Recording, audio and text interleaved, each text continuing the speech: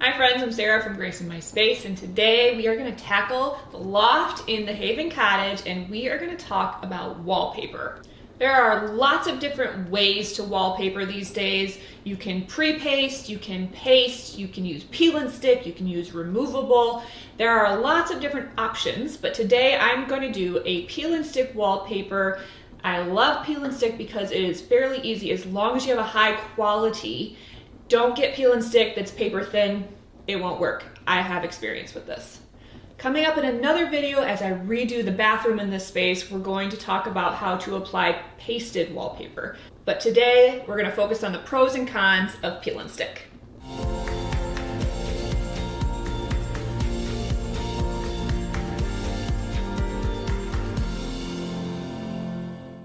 If you have any painting to do around the area that you're going to wallpaper, make sure and do that first. It's way easier to paint and then wallpaper rather than wallpaper, and then try and paint without messing up your wallpaper.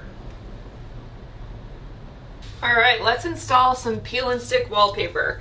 So, peel and stick is a little bit of a different beast than pre-pasted or pasted wallpaper because pasted wallpaper doesn't necessarily have the risk of sticking to itself and becoming difficult to unstick from itself, like peel and stick does. So if you're gonna do a peel and stick, this is the one that I'm going with.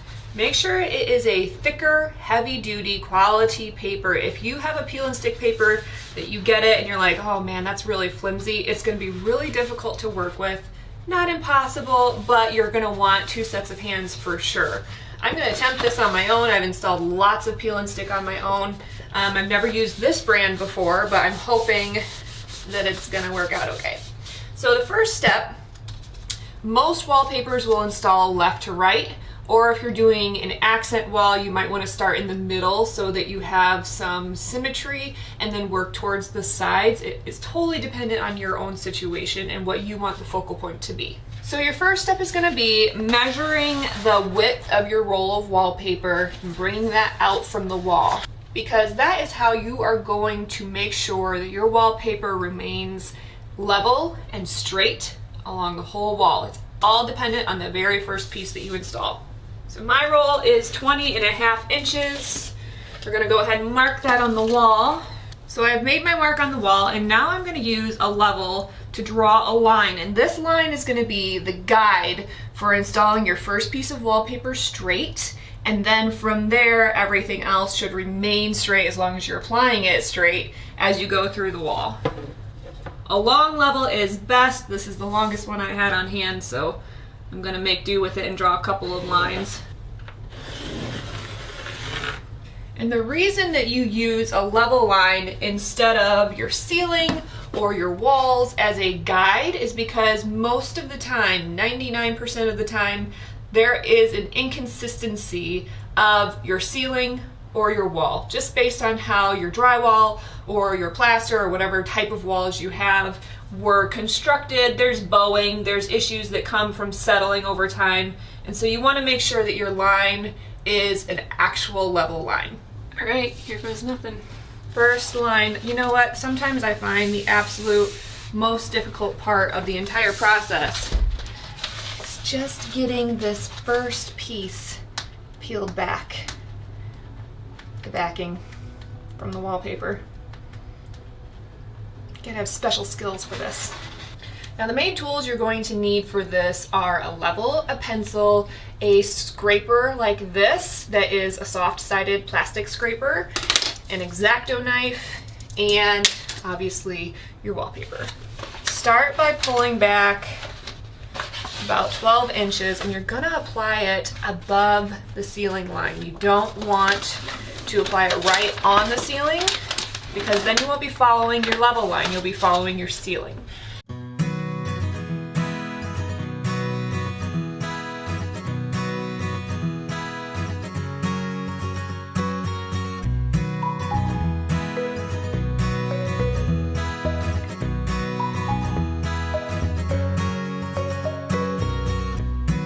Get rid of that excess backing because it's causing me to bunch up here. And then once you kind of have the one side started,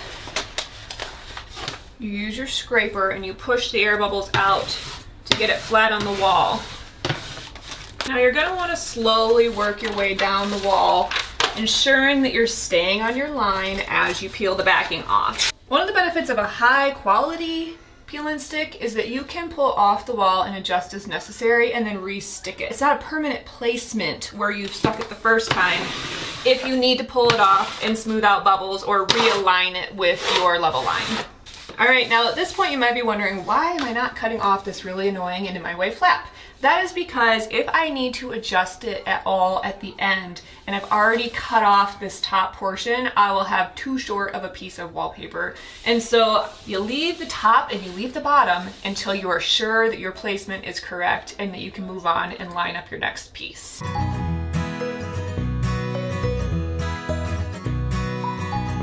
So once you get your first piece on the wall, make sure you're smoothing either from the middle to the outside edges or straight down to get all the air bubbles out.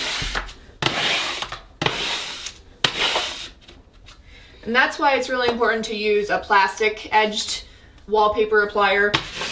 There's probably like some kind of official name for it, but go along the creases of your floor or trim and then back up to your ceiling. And then the next step is going to be matching up your pattern and then overlapping by a very small amount to allow for shrinkage, and that way you don't have gaps in between your wallpaper. Now at this point you can go ahead and cut off your ceiling paper. I usually like to use my plastic edge as a guide, like so, and bring my blade along the edge of this so that you're not cutting the paper too short.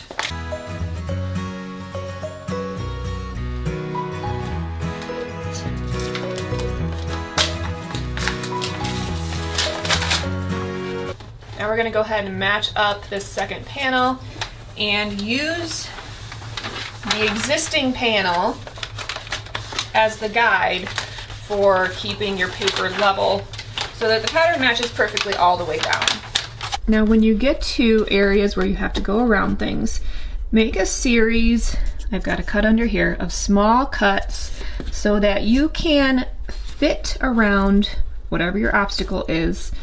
You can bring it down,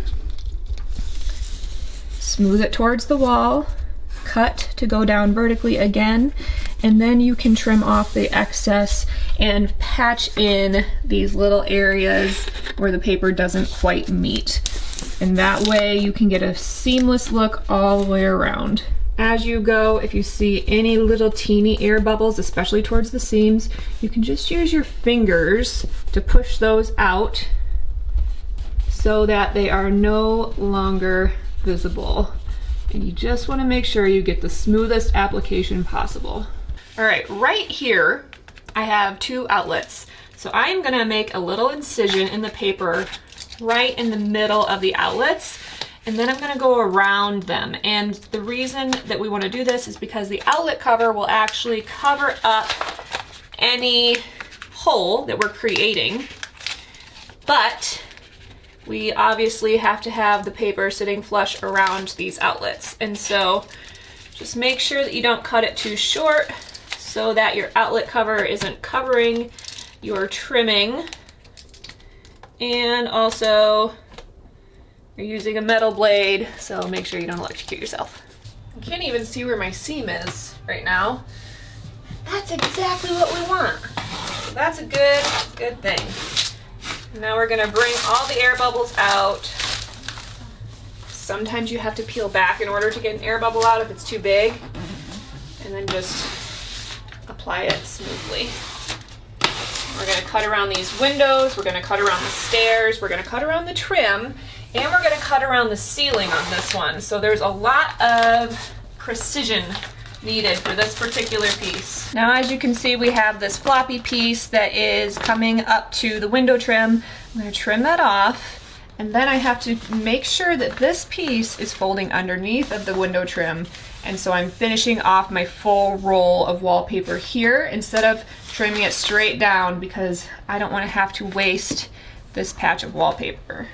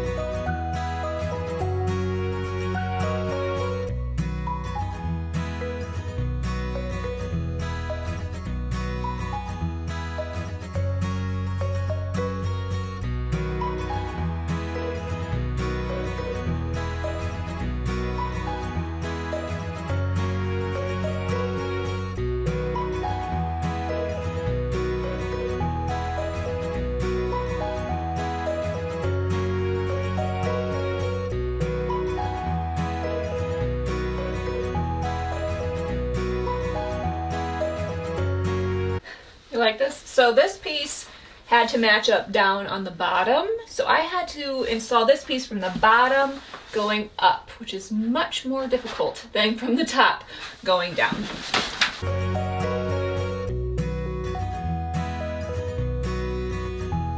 Every now and then during this process, make sure and wipe your blade clean and make sure your hands are not dirty, because anything that you're using your hands or the blade to smooth out any air bubbles, if it's dirty, it's gonna get all over your paper. And it's done. This wallpaper is so pretty. I love it. When you get up close to it, it looks like fabric, which is really cool texture for this space. I did run out. Tip number 1. Measure accurately. So I'm going to be waiting a week for my next wallpaper roll to come in, and hopefully it's the right color batch. It might not be. We're going to deal with that when it comes. When you're ordering your wallpaper, make sure measure appropriately and then add about 10% for waste, and that way you can make sure that all of your paper came from the same batch, and that way it's all the same color. I hope that these tips on how to hang peel and stick wallpaper were helpful to you. This loft is going to be a really fun design when I'm all done with it, so stay tuned for the completion of the loft. My next video is going to be chatting about how to decorate in a small loft space to maximize space, maximize functionality, and still have it be a really cool hangout spot. Thanks for hanging with me today. Make sure and hit that subscribe button, ring the bell for notifications, and I'll see you next time.